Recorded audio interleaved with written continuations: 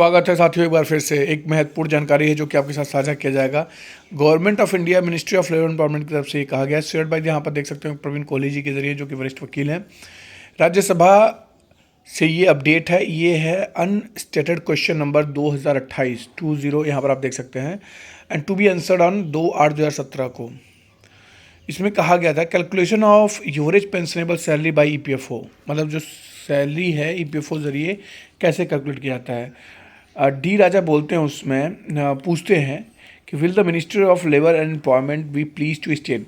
वो पूछते हैं कि क्या मिनिस्टर बताने की कोशिश करेंगे। ए, बी और सी और डी, ये 4 क्वेश्चन है। इसका आंसर नीचे इन्होंने दिया ministry of labour and employment की तरफ से, जिसमें बंदारू दत्तात्रेय जो लेबर मिनिस्टर थे उन्होंने जवाब दिया। इसका क्या दिया उन्होंने, ये प्रश्न आप देखिए। पहले प्रश्न में कहा गया है whether the government has notice discrimination in circulation number pension 1/12/2033 EPS amendment 96 volume number 2 3407 dated 23 March 2017 whereby the employ provident fund organisation has exempted employees provident fund EPF members who are drawing pensionable salary exceeding 15,000 on or after September 1994 from getting the benefit of higher pension higher option.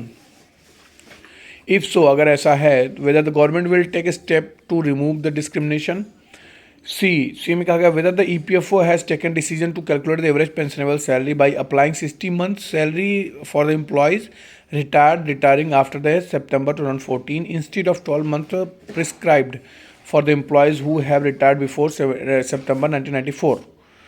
तो यहाँ पर साफ साफ उन्होंने पूछा क्या है कि सितंबर 1994 से क्या मतलब, यहाँ पर जो है रिटायर्ड का एज जो लिया जाता था वो 60 महीने का, उसमें कोई चेंजेस है, कोई परिवर्तन लाया गया है। If so whether the government will take steps to rectify the discrimination, अगर ऐसा है तो क्या गवर्नमेंट स्टेप लेगी रेक्टिफाई करने के लिए इस डिस्क्रिमिनेशन को। इसका आंसर उन्होंने दिया हुआ है ministry of labour and employment की तरफ से है। ए और बी का उन्होंने दिया है। What the circular debt 23/3/2017 administrative instructions have been issued by the Employee Provident Fund Organization to allow eligible members to avail pension on higher wages approved by the government as per the judgment of Honorable Supreme Court.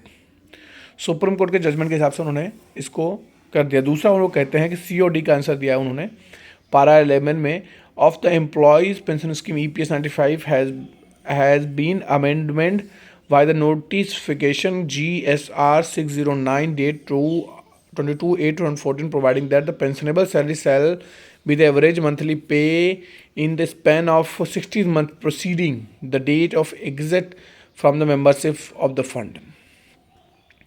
तो उन्होंने इस तरह से इसका जवाब जो है दिया है। यहाँ पर सोचने वाली बात है कि ये साफ साफ पूछा गया है कि डिस्क्रिमिनेशन हो रही है कि नहीं हो रही है। इसका जवाब इन्होंने ये दिया है, 60 मंथ्स है जो उन्होंने लिया है। तो ये एक महत्वपूर्ण अपडेट था जो कि आपके साथ साझा किया गया है। आपके जो भी राय होंगे कमेंट में दीजिएगा। फिलहाल के लिए इसमें इतना ही। धन्यवाद।